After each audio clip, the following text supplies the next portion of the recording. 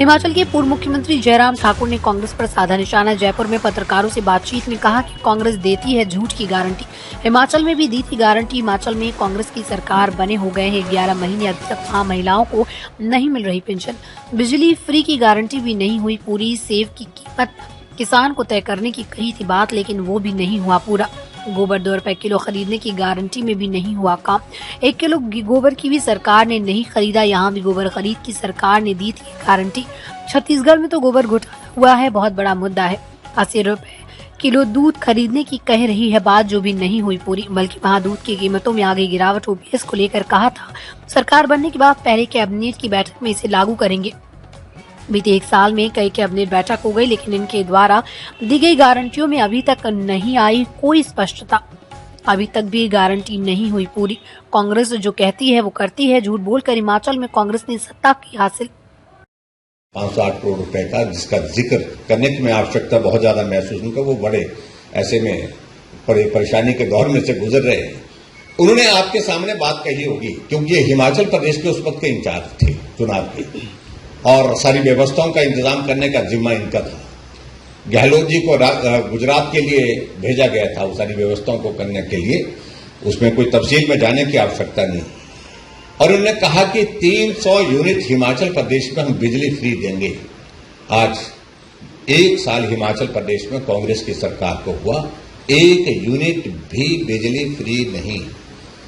अगर फ्री बिजली है हिमाचल प्रदेश में तो भारतीय जनता पार्टी ने 125 यूनिट बिजली फ्री करने की जो बिना गारंटी के काम किया है वही मिलती है।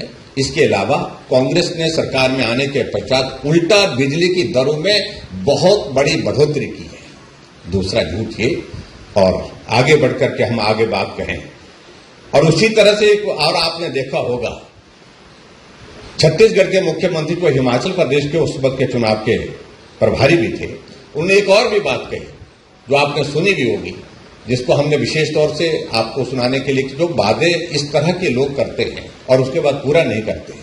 उन्होंने कहा कि हिमाचल प्रदेश एक बागवानी के लिए पूरे देश में जाना जाता है। स्वाभाविक रूप से हिमाचल प्रदेश में सेब पैदा होता है और सेब की इकोनॉमी हिमाचल प्रदेश की 5000 करोड़ की है। और कहा कि जो बागवान सेब पैदा करेंगे वो अपने फसल का, अपने सेब की कीमत स्वयं तय करेंगे। और अभी सेब का सीजन समाप्त हो गया हिमाचल प्रदेश में, और इनके बागवानी मंत्री और मुख्यमंत्री से जब लोगों ने पूछा कि आपने घोषणा पत्र में, आपने गारंटी में इस बात का जिक्र किया, तो कहा कि ये कहीं दुनिया में संभव नहीं है, ये हो नहीं सकता है, और इसलिए ये जो नहीं संभव है उसको किया नहीं जा सकता है। और इसका मैं जिक्र कर रहा हूं, एक झूठ और उन्होंने हिमाचल प्रदेश में इस तरह से कहा। एक और बात उन्होंने हिमाचल प्रदेश में कही, और वो ये कही थी कि हिमाचल प्रदेश में हम गोबर जो है, गाय का गोबर 2 रुपए किलो के हिसाब से खरीदेंगे। 1 साल बीत गया, लेकिन 1 किलो गोबर भी अभी तक नहीं खरीदा गया।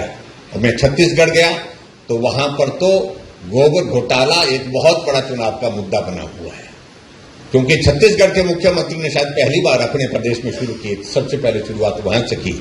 और मैं आज इस बात को भी देख रहा हूं कि आपके यहां पर भी 7 बातों का जिनका जिक्र किया गया है, उसमें से गोबर 2 रुपए यहां पर भी खरीदने की बात कही गई है। मैं उस पर बाद में आऊंगा, लेकिन हिमाचल के संदर्भ में जो कमिटमेंट, जो उनने गारंटी दी थी 2 रुपए किलो के हिसाब से गोबर खरीदने की, उसमें कोई भी काम नहीं हुआ। यानी कि एक और झूठ जिसको हिमाचल प्रदेश के लोगों के सामने उन्होंने रखा, और वो पूरा वादा पूरा नहीं किया। और इसी तरह से हिमाचल प्रदेश में जो वर्तमान में मुख्यमंत्री हैं वहां के, उनका आपने संबोधन सुना होगा, उन्होंने जिक्र किया कि भी हम गाय का दूध 80 रुपए लीटर और भैंस का दूध 100 रुपए लीटर खरीदेंगे। उल्टा हिमाचल प्रदेश में दूध की कीमतों में कमी आई है। आज 30 रुपए 32 रुपए लीटर से ज्यादा दूध की कीमत अभी तक हिमाचल प्रदेश में है। और ये भी कहा था उन्होंने कैबिनेट की पहली बैठक में ये निर्णय कर लेंगे, लेकिन कैबिनेट की 1 साल में कितनी बैठकें हो गई, लेकिन उसके बावजूद उसमें भी कुछ नहीं हुआ। एक और बात कही थी उन्होंने हिमाचल प्रदेश में, जो गारंटी का हिस्सा है, कि एक स्टार्टअप फंड शुरू करेंगे 680 करोड़ रुपीस का, और जिससे युवाओं को रोजगार देने का माध्यम बनाएंगे, इस प्रकार की उन्होंने बात कही थी। वो भी आज तक उन्होंने पूरा नहीं किया। और इसके अलावा एक और बात को लेकर के जो ओपीएस ओल्ड पेंशन स्कीम का जिक्र किया था, उस संदर्भ में आपके मुख्यमंत्री विशेष कृपा करके वहां हिमाचल प्रदेश में पहुंचे और हिमाचल प्रदेश में आने के बाद उन्होंने जो पत्रकार वार्ता की, लगभग 50 मिनट बोले और 50 मिनट में से लगभग 30 मिनट उसी पर बोले हैं वो। और 30 मिनट पर उस पर बोलने के बाद बहुत सारे लोगों को अभी तक भी वो, अगर वो वीडियो क्लिप मुझे मालूम नहीं, आपके यहाँ तो अच्छी तरह से उनकी जो बोलते हैं वो समझ आ जाता है। हमारे वहां पर कठिनाई हुई पत्रकारों को, वो जो बोल रहे थे तो कई बार उन्होंने उसको रिपीट करके सुना, बार बार सुना, तो बोल के रहे हैं, हमें समझ नहीं आ रहा है। वो शायद मेकल में आप लोग तो लंबे समय से उनके साथ इसमें हैं, तो इसमें जहां पर तो समझ जाते होंगे, लेकिन हिमाचल में कठिनाई है, मैं वहां का जिक्र कर रहा हूं।